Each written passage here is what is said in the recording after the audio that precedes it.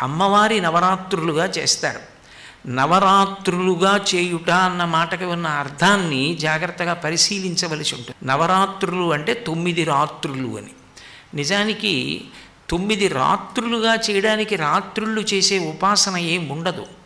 రాత్రి మనం పూజ చేస్తామా, రాత్రి భజన చేస్తామా, రాత్రి జాగరణ చేస్తామా, ఏమీ చెయ్యం. కానీ నవరాత్రి అంటాం. వసంత నవరాత్రులు, గణపతి నవరాత్రులు, శారదా నవరాత్రులు ఎప్పుడు రాత్రి శబ్దాన్ని ప్రయోగిస్తారు.